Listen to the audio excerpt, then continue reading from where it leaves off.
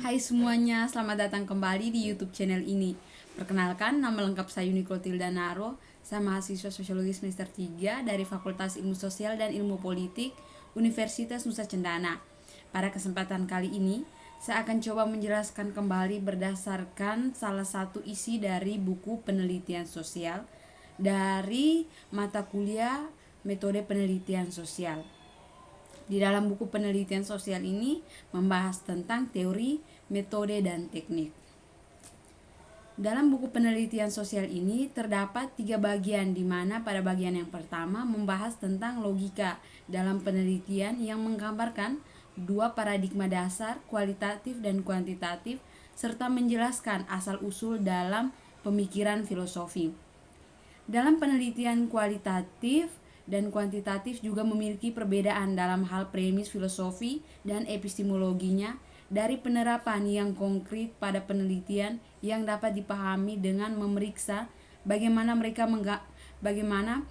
mengembangkan 4 tahap dasar dalam penelitian empiris, yaitu perencanaan penelitian, pengumpulan data, analisis data, dan cakupan temuan.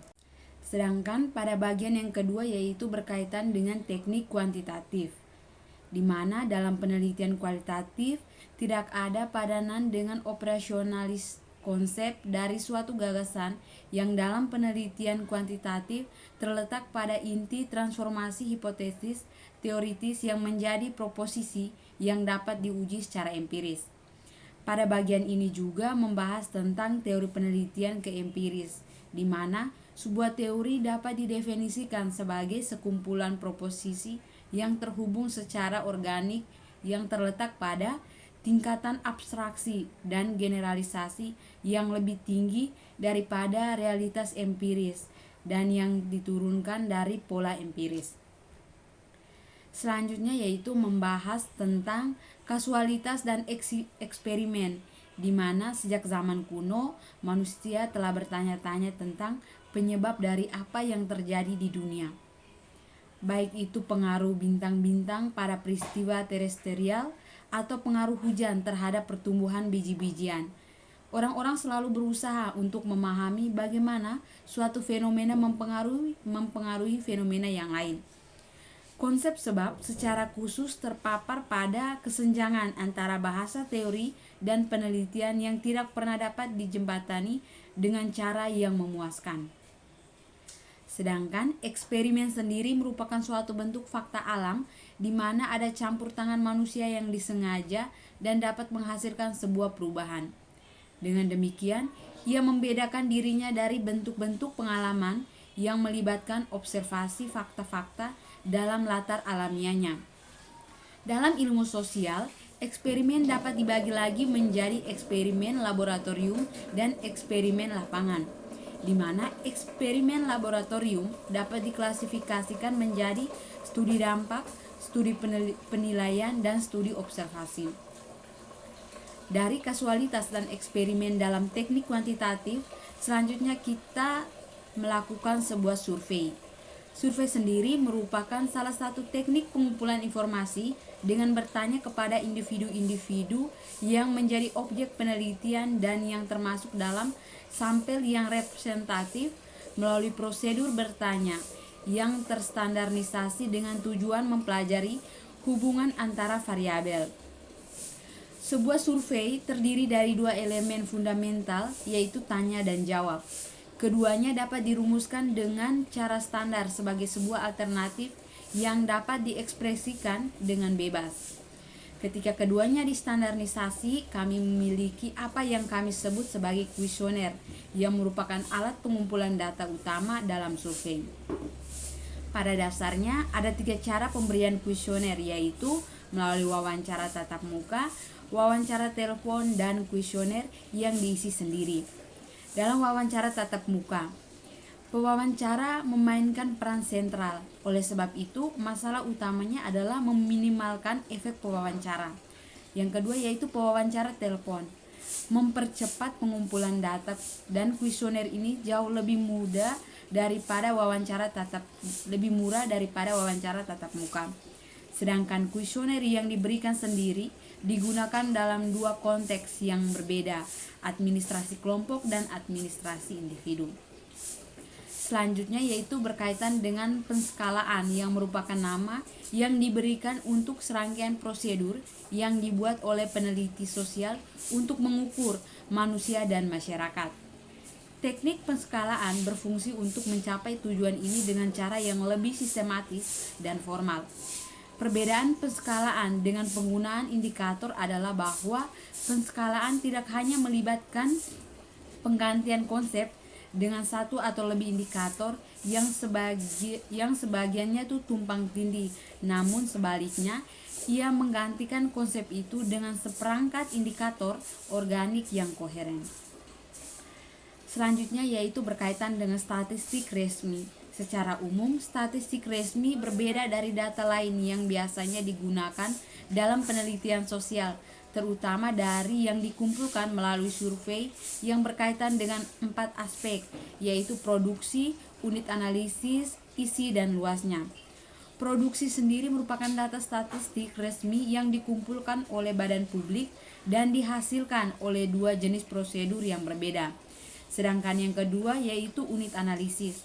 Dalam statistik resmi biasanya sesuai dengan geografis daerah, provinsi, kabupaten, wilayah, kota, dan lain-lain, dan bukan individu. Selanjutnya yaitu isi. Informasi yang disediakan oleh catatan administratif diperoleh dengan merekam peristiwa atau fakta ini, yang berarti pendapat, sikap, dan motivasi biasanya dikecualikan.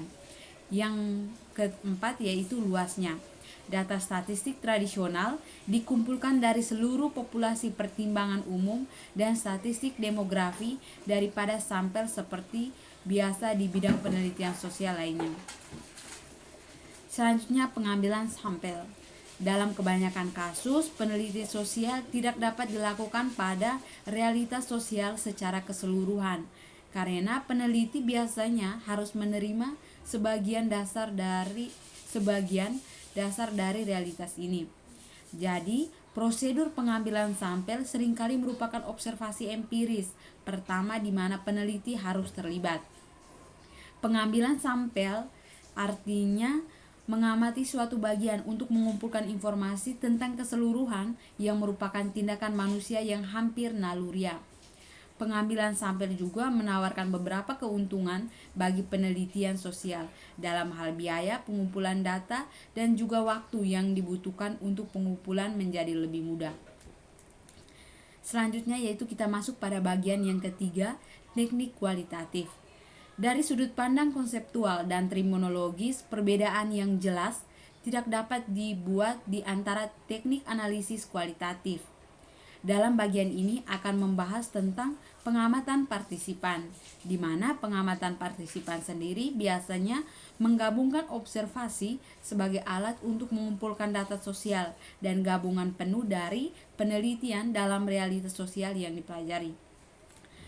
Pengamatan partisipan adalah strategi peneliti di mana peneliti masuk secara langsung dan untuk jangka waktu yang relatif lama ke dalam kelompok sosial tertentu dalam pengaturan alamiahnya dan membangun hubungan interaksi pribadi dengan anggotanya untuk mengamati tindakan mereka dan biasanya memahami proses identifikasi diri.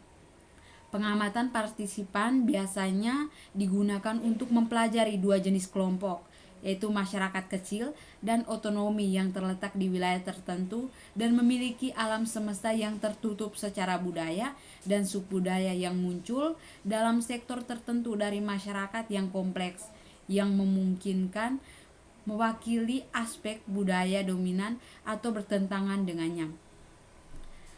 Selanjutnya kita masuk pada wawancara kualitatif. Wawancara kualitatif sebenarnya tidak berbeda dengan survei yang berusaha untuk mengumpulkan data dengan mengajukan pertanyaan kepada orang-orang untuk mengeksplorasi individualitas orang yang diwawancara dan melihat dunia melalui matanya. Wawancara kualitatif dapat dilihat sebagai pasangan variabel untuk observasi partisipan, yang pertama melibatkan pertanyaan dan yang terakhir melibatkan observasi. Wawancara kualitatif dapat diklasifikasikan menjadi 3 jenis, yaitu dalam wawancara terstruktur. Semua responden ditanyai pertanyaan yang sama dengan susunan kata yang sama dan dalam urutan yang sama. Yang kedua yaitu di wawancara semi terstruktur. Pewawancara tidak mengajukan pertanyaan yang telah ditulis sebelumnya, tetapi ia mengacu pada garis besar topik yang akan dibahas. Sedangkan yang ketiga yaitu dalam wawancara tidak terstruktur. Pewawancara memastikan bahwa topik yang telah ditentukan yang dibahas selama percakapan dengan metode yang memadai. Dan yang terakhir dari penelitian sosial adalah bagaimana menggunakan dokumen. Dokumen adalah semua jenis bahan yang memberikan informasi tentang fenomena sosial tertentu dan yang ada secara independen dari tindakan penelitian. Dokumen pribadi biasanya bersifat pribadi pula, yang diproduksi oleh individu tunggal untuk penggunaan pribadi semata. Dokumen dapat diklasifikasikan ke dalam autobiografi, buku harian, surat, dan kesaksian lisan. Autobiografi adalah catatan tertulis tentang seluruh kehidupan seseorang yang dihasilkan oleh orang tersebut dalam waktu yang terbatas. Sedangkan buku harian dan surat, dokumen-dokumen ini ditulis hanya untuk menggunakan pribadi dan pada saat yang sama saat peristiwa yang dijelaskan berlangsung. Sedangkan kesaksian lisan, biasanya dokumen jenis ini terdiri dari kisah-kisah pengalaman hidup yang diperoleh oleh penelitian. Sekian presentasi saya untuk isi buku dari penelitian sosial kali ini. Saya harap apa yang sudah saya paparkan bisa bermanfaat bagi kita semua. Jika kalian suka dengan video ini, jangan lupa like, komen, share video ini ke teman-teman kalian. Terima kasih.